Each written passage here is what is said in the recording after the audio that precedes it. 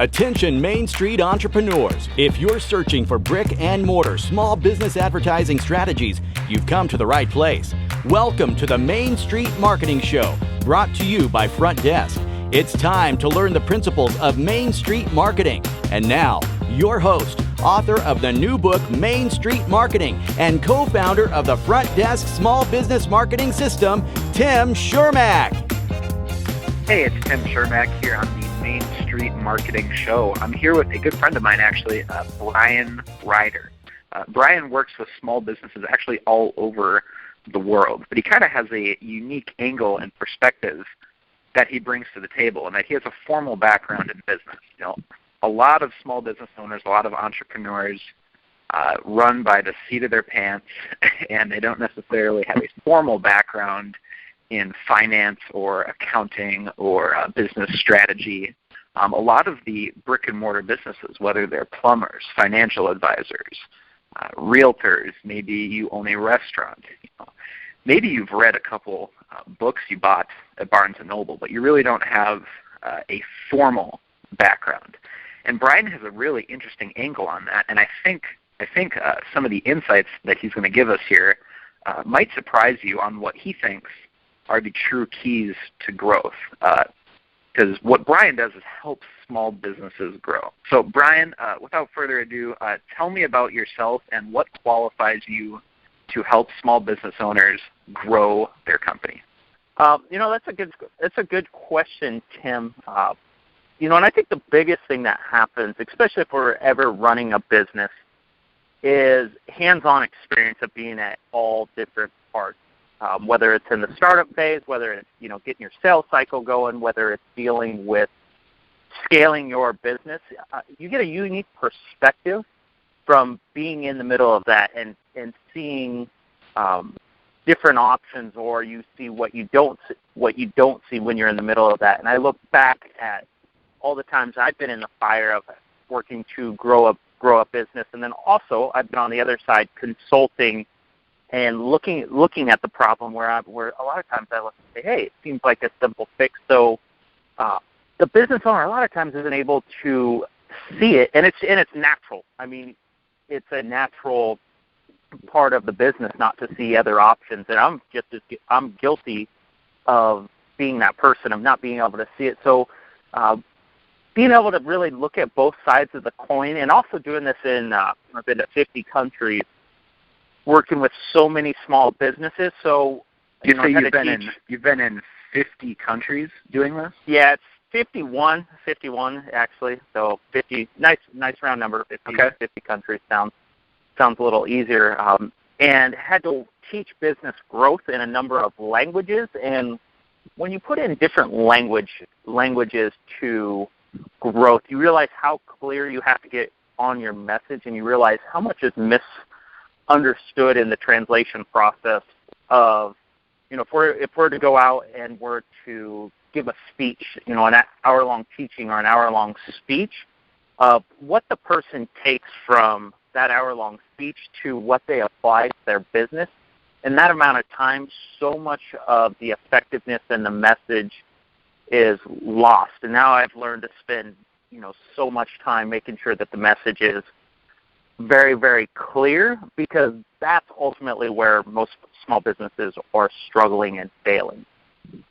Okay, so what is that message then? I mean, if you could think in your head of, the typical Main Street brick and mortar small business owners, whether they own a gym and fitness center, a restaurant, maybe it's an accounting service, a financial advisor, an insurance agent, maybe it's a used car dealer. What's that message? What do you think all of them have in common that they're doing wrong? It's a great question of what are they doing wrong. And I think we fall into two very distinct camps when we're talking about what business owners are struggling with, because there's kind of two sides to the coin. There's the business owners that's working on getting started, and they're going from zero revenue and just really making a business grow. And then also there's, businesses that are doing $500,000 and looking to go to $1 million, $2 million, and they're working 80 hours and they're just keeping, hoping to keep the doors open and, everything not break. I think the main message is people go wrong when they get out of touch with their customer base and what their customers truly want. Most of the time, and it's the same type of issue in management as you scale your business as it is when you first start out growing your business, is you have to understand your customer base very, very clearly. And I read this quote the other day. It was by Tim Ferriss, and I think it's a great quote. And he's like, 9 out of 10 businesses fail in the U.S. And then Tim was talking about, and he said, well, if those businesses did validated marketing concepts and did the proper marketing research, probably 5 out of 10 have a chance to make it. And when you're not doing market research or really understanding your employees and clearly understanding the problem, the chances of success are so low. Totally. So if you were to, I know that you charge a lot of money for your services. If you were to just spend, let's say, 5 minutes with a typical Main Street brick and mortar small business owner, if they bought 5 minutes of your time, consultant time, what is the most powerful thing that you could tell them in that 5 minutes that would have an impact on the future of their company? By far and away, and this is actually why I developed kind of a system around this and a product around it, is who is your customer persona or your customer avatar? What do we want? Whatever we want to call it, and how do they communicate on a daily basis? By far and away, that's the most important thing to know, because I think business owners get in a mistake and they get entrapped in how good their product or service is or what their product or service does. And all that's important to know, though that 5 minutes, if you know who your customer is and what problem that they're having and how they view the problem, that will do so much more for you than spending any type of money on, better website, more information, whatever it is. If you just spend the time finding out who your customer is, what true problem they're having, and showing how you can clearly solve that, it becomes so valuable. And I've never met a business that is struggling that was able to say exactly who they helped and why people should give them money. And it's, and why somebody should give them money and part with their money and give it to the business. And it just comes from it's coming from not knowing your customer and not being able to articulate to your customer what his problem is and how he needs help. So really you're saying before a small business even starts marketing, they're skipping a bunch of steps in the marketing process of finding out who is our ideal customer, what does that avatar look like, who are we ideally suited to serve in the market. So with that being said, where do you see most brick and mortar small businesses, the Main Street businesses, where do you see them wasting the most amount of money? What are the most common mistakes you see in small business marketing? By far and away, it's buying these flashy solutions, whether, right now we're going through a huge trend of, Facebook marketing and advertising, and Twitter marketing and advertising, or Instagram. And by far and away, it's people buying all these services or spending money on marketing. And, somebody will spend, $500 on Facebook ads or $500 on, it could even be direct mail or mailers. Whatever it is, they're spending money on, what they see as they just need more customers in the door, and then it flops. And then marketing, if it isn't done right, becomes, very, very expensive. I was working, I remember working with a company in the Middle East, And, they had the pocket. So they would spend $1 million, $2 million on marketing, and they weren't getting the return on investment.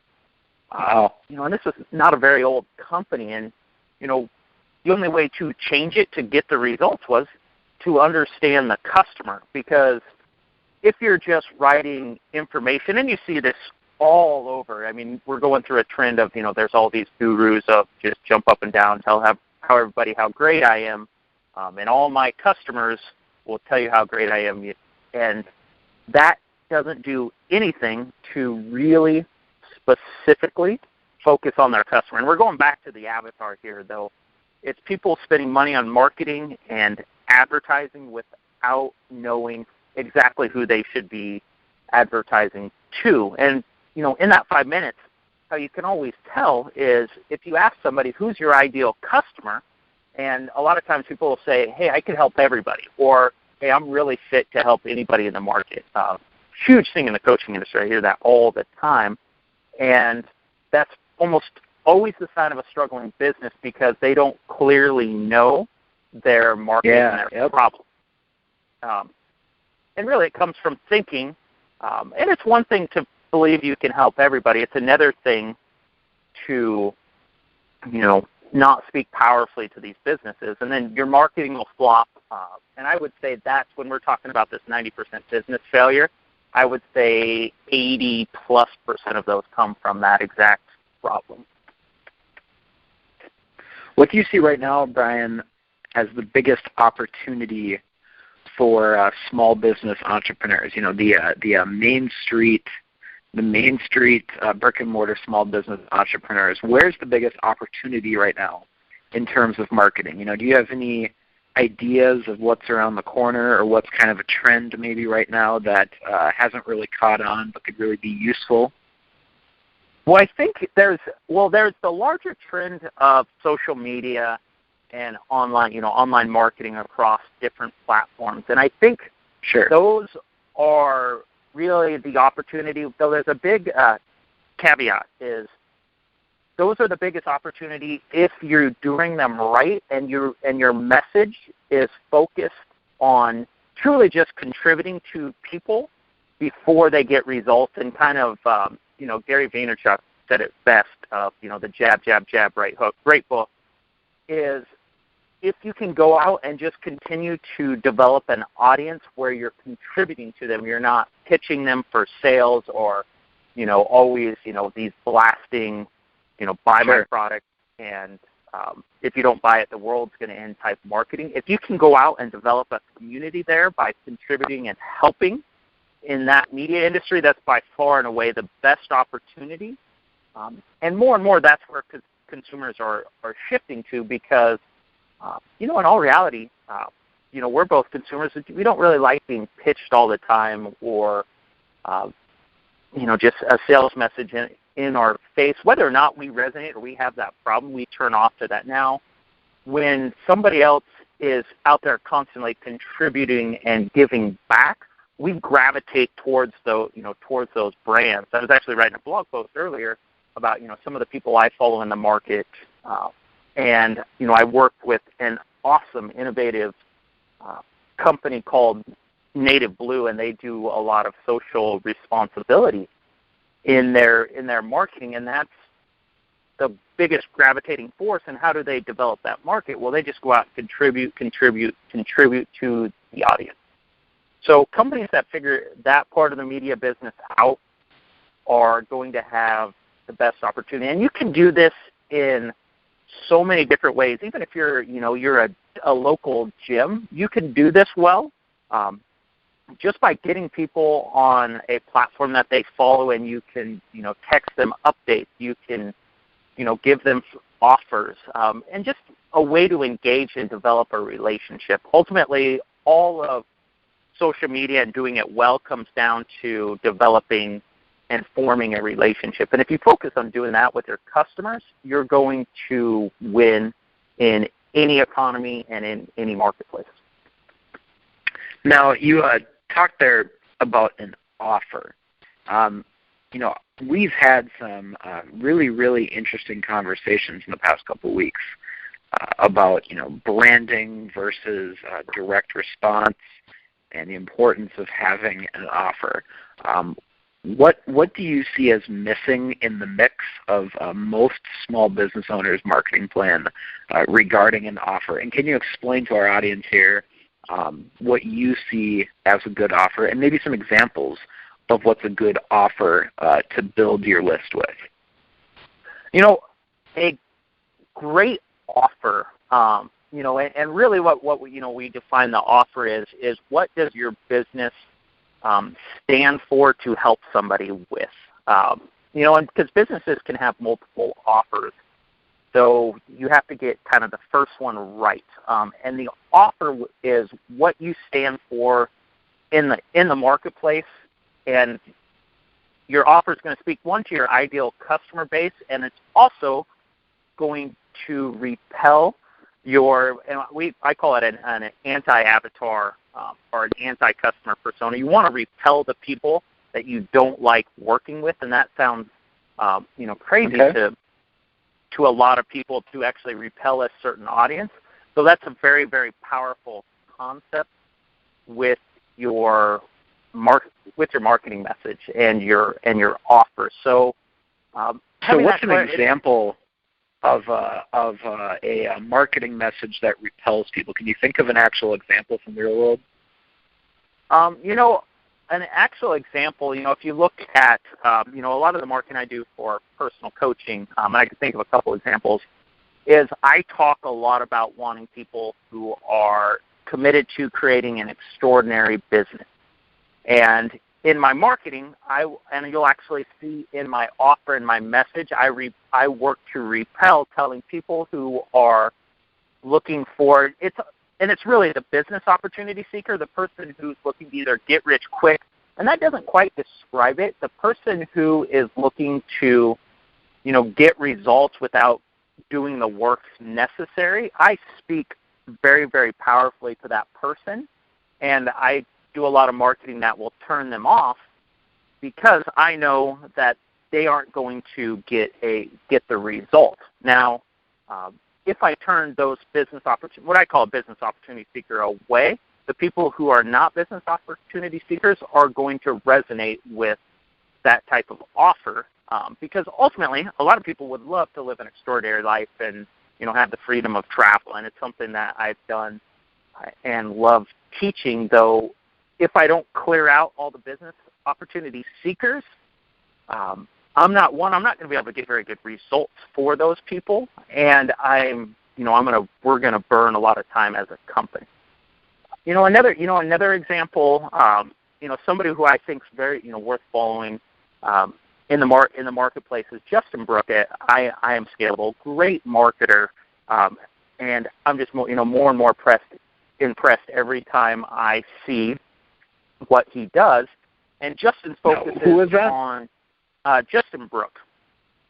And that's, it's probably a name a lot of people haven't heard of. So could you tell us more about Justin? Yeah, no, Justin is he's a paid media buyer. So, Facebook ads, Google ads, Twitter ads, solo ads. He knows how to use all these marketing channels.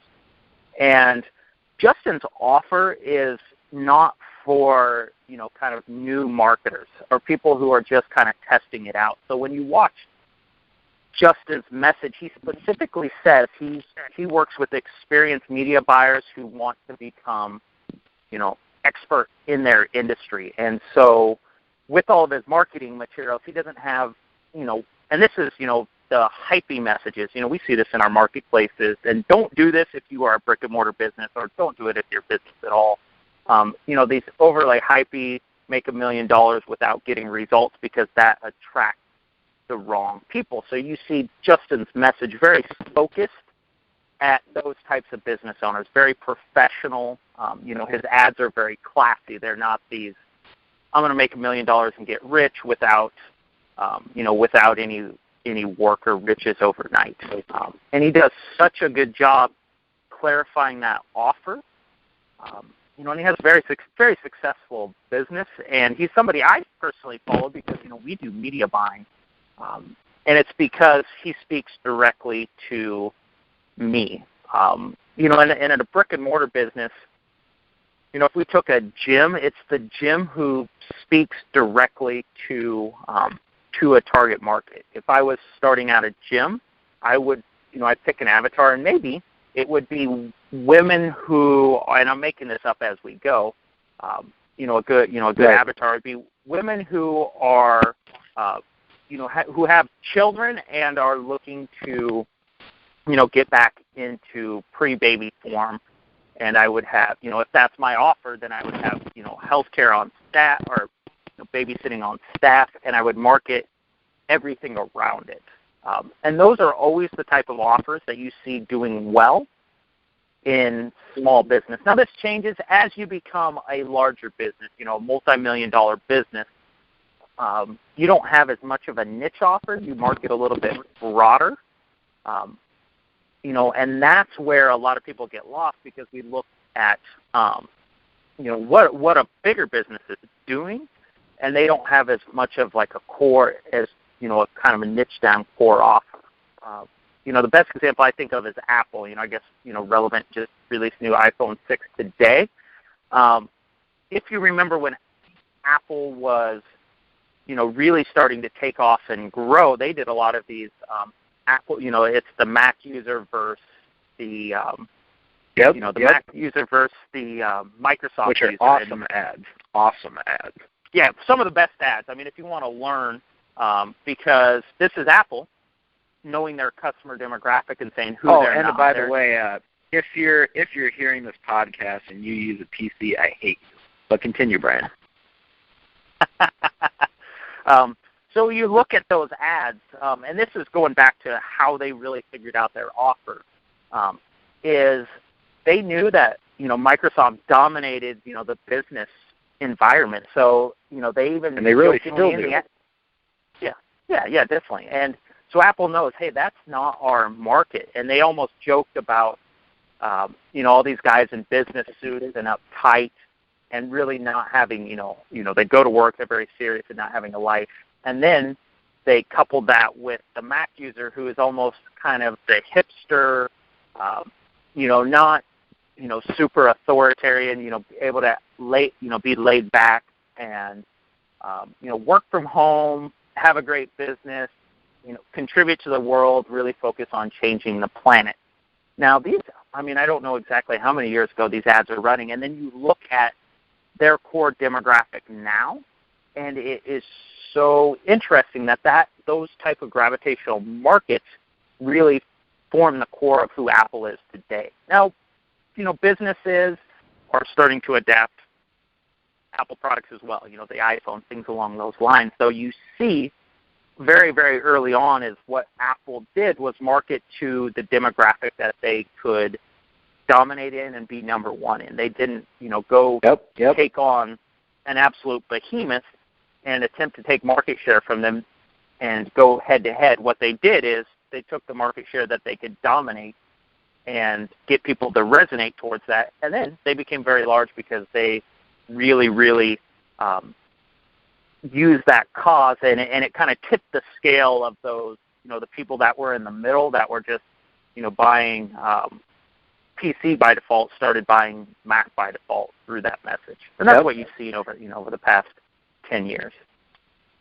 Now, you know, of course, Apple is a billion-dollar company. I mean, they are sitting right now on so much cash. It's crazy. But, you know, Apple's obviously a huge company. Let me ask you a really pointed question. If you're a gym owner, like you said, let's say that, you know, Bryan Ryder has started a gym, and are you in Portland right now, Bryan? Yeah, I am in Portland right now, and this time of year, September, October, best time to be out here. Though no one from Portland will tell you that because they don't want all the tourists to come. So, little insight on the podcast. Right on. Okay, so you're in Portland. Let's say that you started a gym, you know, fitness center in Portland. If you were down to your last $100, what would you spend that on? I mean, if your marketing budget was down to just $100, what would you spend it on and why? What would I spend it on and why? And it's funny enough, I have a friend out here who owns a very, very successful, multi-million-dollar gym. It's it's a solo gym out in the area, out in the area that we live.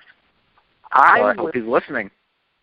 I hope so. I would spend that $100 on flyers and mailers to my current customer base. That's interesting. Because my current customer base is going to be the best brand ambassador, and I'm going to get the best ROI on my marketing. And especially if you've niched out and you've got a little bit of a market share, just asking them to kind of enlisting help. And if you're out there contributing, this goes to the whole social media contributing. If you're down to $100 and you need help, go into that customer base that you have, and giving them an offer to invite a friend, something along those lines would be the exact offer that I put together. So if you were down to just your last $100, you would actually spend it on your existing database, your existing list. I would use it to leverage it. Yes. Absolutely. Okay. That's interesting that you say that, because I think the temptation amongst a lot of business owners is to just churn prospects and churn leads, and there's not really any focus put on conversion, on cultivation of prospects and leads. It's just let's keep spending more on external lead generation. And most businesses, and it doesn't really matter what you're in, if you're a realtor, a financial advisor, a used car dealer, if you own a restaurant, a gym, like you said, whatever.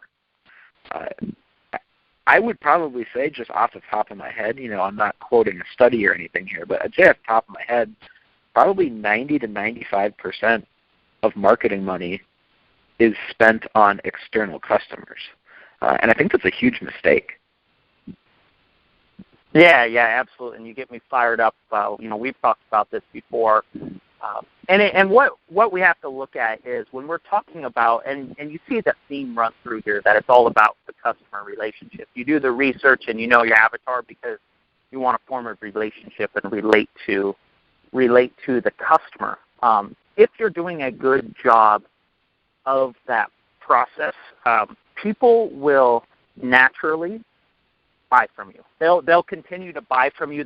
And what they'll also do is they'll buy more expensive products and services from you. And you've already acquired them. You just have to continue to form the relationship, and it drives me nuts. And you see this in so many industries that people are out just burning through customers. We see this. You and I were talking about even in the high-end consulting industry where people learn how to sell it and manipulate and beat people into the industry for these high prices. And what they don't do is focus on the relationship and keeping your customers happy. And if people took 30% of their marketing budget, and I do this.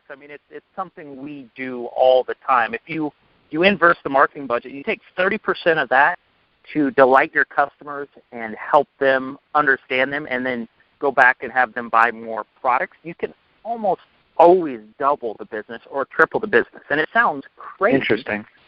And it's this, though what happens is people don't make money teaching you how to, go to your existing customer base and make money.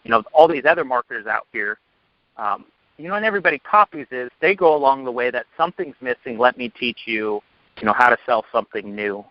And these companies will end up burning out over time, because if you have a downturn or anything along those lines, the most valuable asset you have is a loyal customer base. Without a loyal customer base, you have a downturn, you can go out of business, or you get the other way you see that businesses get killed is without a loyal customer base. When you're following up and developing that relationship, people will switch to somebody else in a heartbeat. And I've seen that so many times.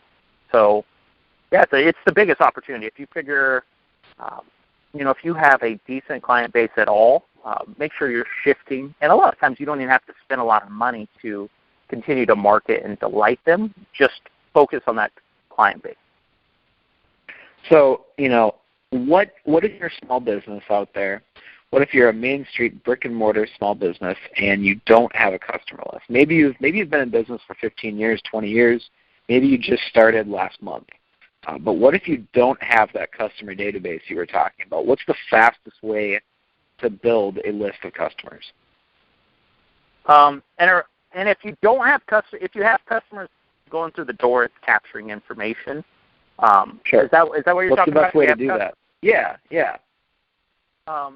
The best way to do it is give them, if you have a regular customer database coming in, say you're a local restaurant and, you have a customer database coming in, you do, a $5 off, you do some type of coupon offer to get their email address and then say, hey, I'll follow up with you, if we're having any special offers, plus, you can go online and I'll send you a free coupon offer. Well, then you're building your list of people who dine at your restaurant. And dining at your restaurant, we've worked with some restaurants. It's so much determined by the regular people that come in to your restaurant. 20% of your people are going to be regulars that create, 80% of your profits. So developing that relationship with regulars of some type of coupon offer, or, if you're going through a slow period or something like that, just enticing people to come back in. If you can mark on your list if they haven't been in 30 or 60 days, whatever you want to do, you send out an email and say, hey, I haven't heard from you. We're doing, really like to see you. Here's a coupon for a free drink. And you said it to them, free drink on me. Just give it to me when you come in the door. I'm happy to chat. And then you're just focused. That's how you're building the relationship. And a lot of people just don't ask, or they don't focus on, in restaurant industry, of, hey, that person's going to come back over and over and over.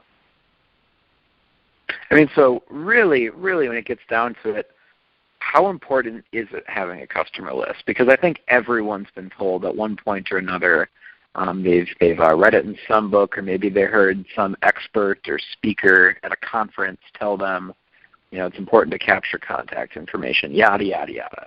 And it's used everywhere we go now. If you're shopping in malls, it doesn't really matter what clothing store you go to, pretty much every company is capturing your contact information. When you go to checkout, they're asking for your name and your address and your phone number and your email and all that. And I think a lot of small business entrepreneurs out there, the Main Street business owners, I think they're scared of asking for contact information. I think because deep down subconsciously they actually think it's annoying. What would you tell them to get over that fear and that hurdle to understand how vitally important it is? Because in my opinion, Bryan, if they take nothing else away from this podcast, this interview, it's that you have got to build a customer list. I mean, almost nothing else matters in your business until you can build that customer list. So just how important is it?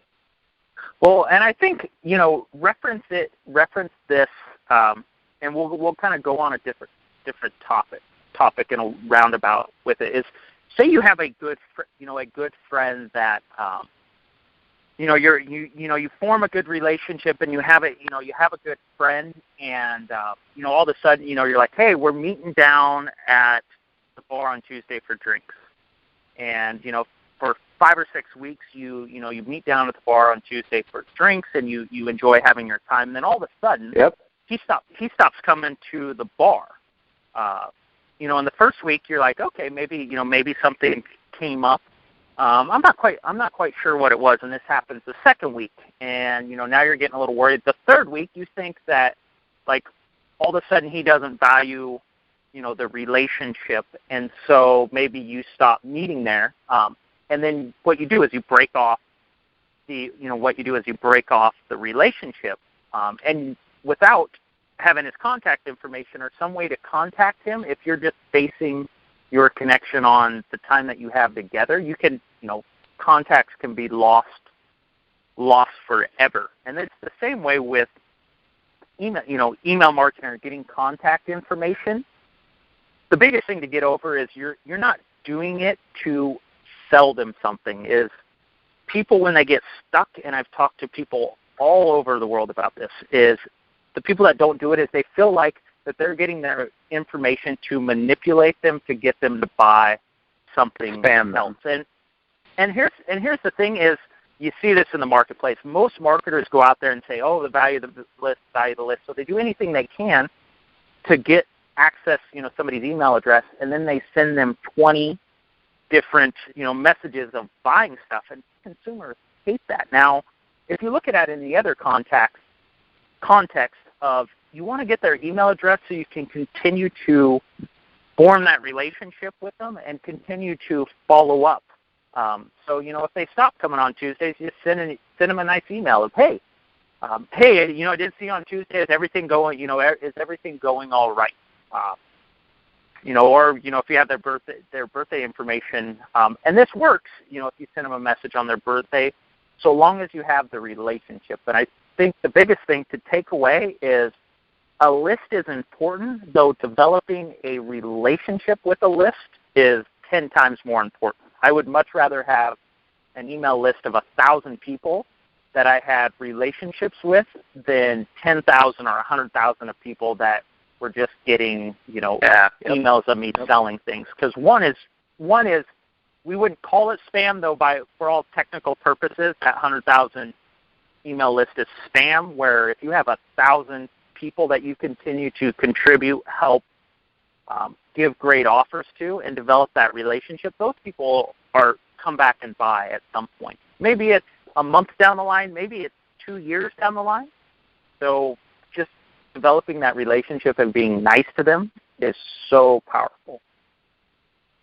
I actually just saw last week that on Facebook now, and I have no idea how long this feature has been out, and maybe I just didn't know about it. But you can target people with a birthday in the next, I think it's 7 days or the next 14 days. You can target people who have a birthday coming up.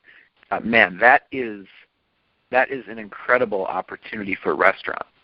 Because you could literally change the future, change the profits of your restaurant just by putting $5 or $10 a day into a Facebook ad, offering people a free coupon to come in on their birthday, because no one eats alone on your birthday. Like, you're going to bring friends and family, and this ad would only be showing to people that have a birthday coming up.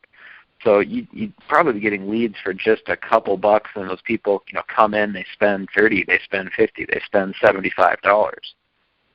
And more importantly, you can build a list doing that. And I think all that technology that's out there makes it so easy to scale a business if you actually understand the underlying strategies. Because if you don't understand the strategies, you can have all the tools and tactics in the world in front of you, and it really doesn't matter. And I think that's what a lot of that's kind of that trap and kind of that circle, like we talked about, that a lot of entrepreneurs are kind of stuck in, is they feel like they're just one tactic away or one idea away from really kind of breaking free. But they're stuck in that circle of thinking that they just need more information. What is the real problem going on there? And, the real problem is when people are seeking out more information, and this is, we're getting into buyer personas here, this is a very deadly trap to feel like you continually need more information. And really what it is, and everybody knows these people that they're always one step from gold. They're one step from gold, and so they go out and they buy a new product, and then ultimately are like, okay, something's missing, and they buy another product. These price products may be, it doesn't matter how high the product is, and they're continually chasing a solution, or they believe that something's missing. I mean, it's ultimately that type of opportunity seeker thinks something's missing. And, if we were to go out and study, and I believe we could go out and study divorce and relationships, that this persona mindset by far and away would have the highest divorce rate. This persona is, they're always believing something is missing, and that is where most business owners get stuck. And I call it the vicious circle. And when we talk, that's what I describe it is the vicious circle is people continue to stay chasing, information around in a circle instead of, going from point A to point B, taking that straight line. And a lot of people, they could stay there for months,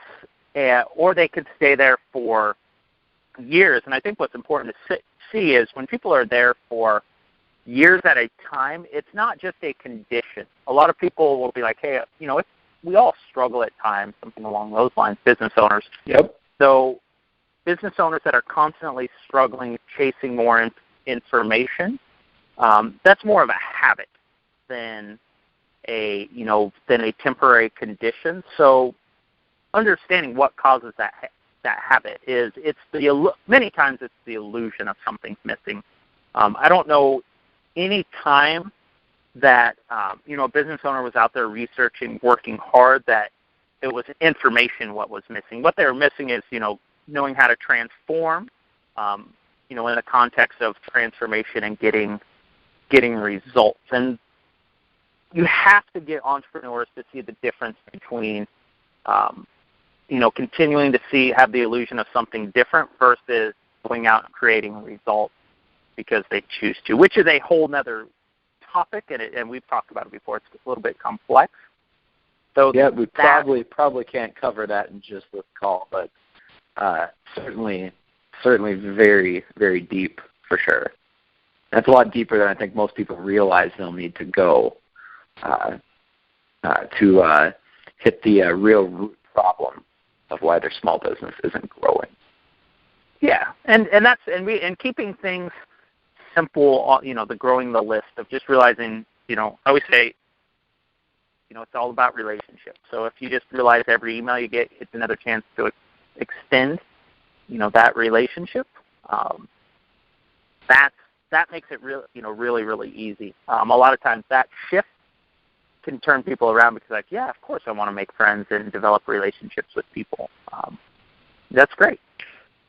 So, Bryan, what's the craziest consulting project that you've ever been on? Because I know that you said you were in 592 countries around the world that you've worked in. 596. You forgot. No, I'm kidding. 596. Wow, that's impressive. Yeah, I didn't even realize there were that many countries. That's how crazy that is. What is the craziest project or the craziest consulting assignment that you've ever been on?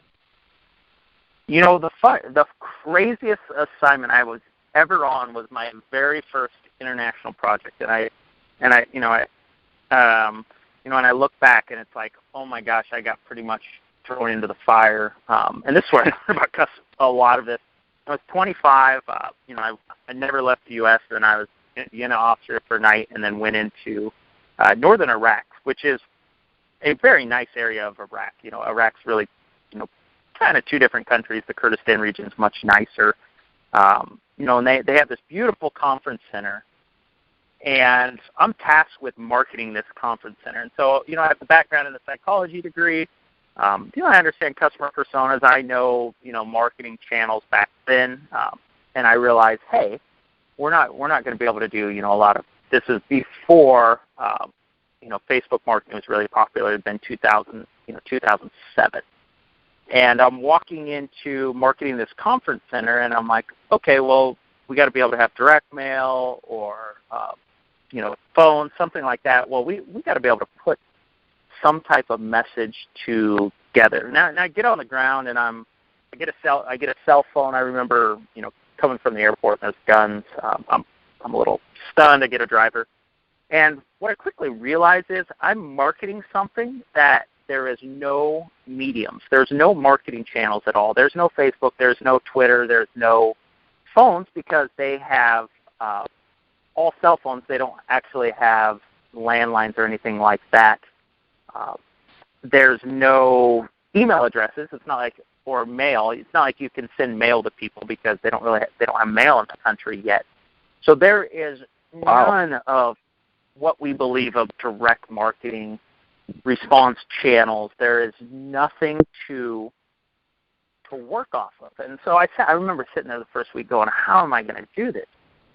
And then what you do is you get back to the crux of, we were doing a lot of work in Turkey at the time. You get back to the crux of what is marketing, of what's the true essence of marketing. What is it meant to do? Now we learn that, we learn all these manipulative, sales psychology, and people teach this, and this is where 90% of people go wrong. They learn all those manipulations. We want to learn how to manipulate customers and everything along those lines. And, well, good.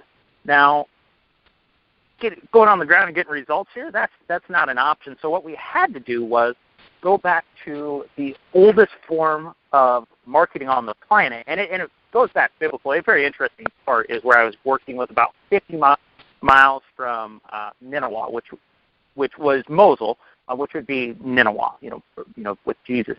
Very interesting. So we go back to the oldest form of marketing is stories, and teaching in stories, and also teaching in parables. Because the challenging part of this is the region I'm working in had been cut off pretty much from civilization, for the most part, from outside civilization, plane traffic, anything along those lines, for the better part of 15, 20 years. So there is so ultimately, and in this culture, there's also a huge amount of illiteracy. I mean, I think it's 30, 40% illiteracy rate. So you're throwing out the door almost everything I've ever been taught in school. So what carries the most weight is, and what will people remember and respond to, is stories. So ultimately, we had to develop a story, and this is where it goes back to knowing your customer base, knowing that many are illiterate. This is very, this is part of the deal. Is you develop a story around why people should come in the door, what's important to them, and you share that story with them, and you develop these parables, because anytime we were talking about business, it was a difficult conversation, so we would develop parables about any issues we were having, so we could either train staff or communicate with these different cultures. And our parables had to be different depending on what language people were speaking, and the message was completely different for what language people were speaking. We were dealing with really 4 different languages. And I did this at 25. It's by far and away the most wild project. I was in and it's a very safe area. In the course of my first 2 months, I was in a bombing, and I was just tasked to figure this out. And it was one of the most wild experiences. I look back and I laugh at doing it at 25. Though it's so much formed how I market today, and I just know that if I'm marketing to somebody on the other side of the world, and we don't speak the same language, and I don't know what marketing message to send to them, and we have nothing else in common, if I can just focus on doing whatever I can to build a relationship with them, marketing will work. And I think the big takeaway is it's the same all over the world, and we just forget that because we have all these tools of psychology and persuasion and Facebook and Twitter, and if you just go back to the core of what matters, it works. It doesn't matter what medium it is. If you just understand people and you form the relationship, growing a business is not that difficult when you focus on that. I should say it's simple.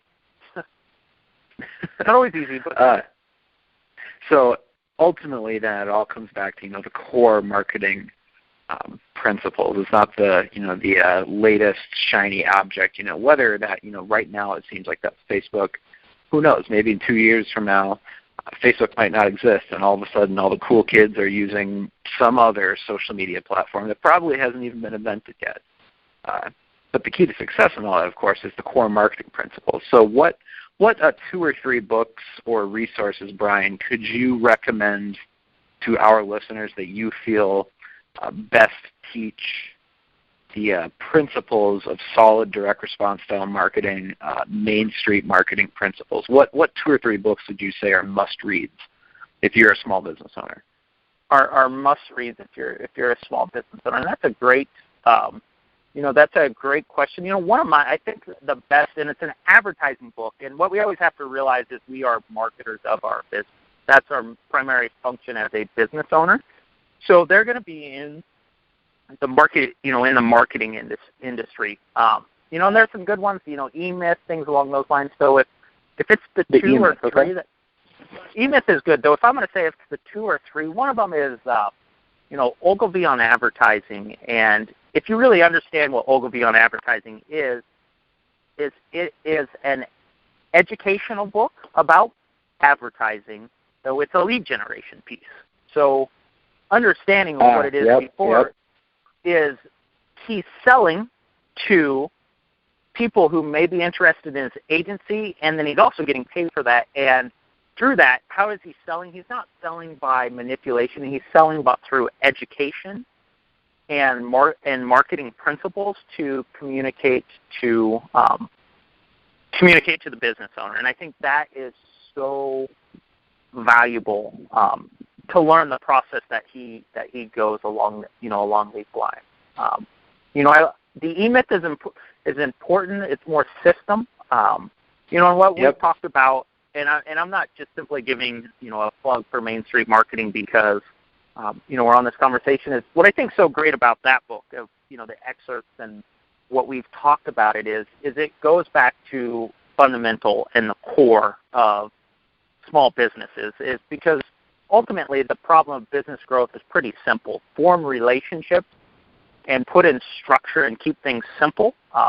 And that kind of cuts through the noise in a very, very noisy world.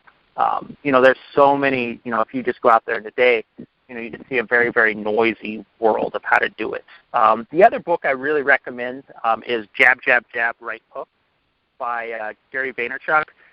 And Gary's, and that's who I learned, that we're all in the media business / whatever we sell. He does such a great job of teaching people how to tell the story across different platforms to go out and get results. And that's going to give you far higher ROI. Those books are going to give you far higher ROI than a lot of the more complex business topics will.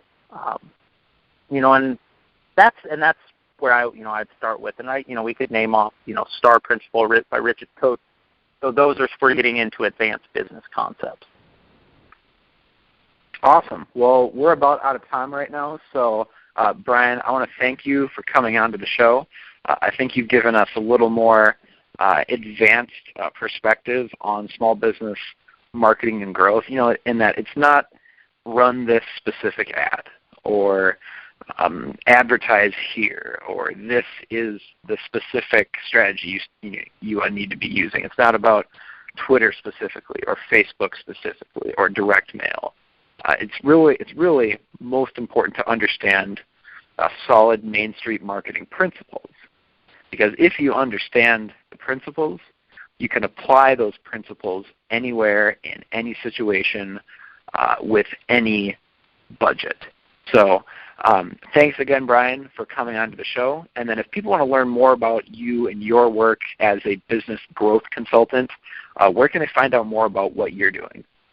Right. Well, I own a couple businesses. Probably the best thing to do is just go to bryanrider.com, BRYANRIDER.com, often, and just send me an email. And just, I don't, as I love the automation, though, ultimately, I like to connect and create conversation.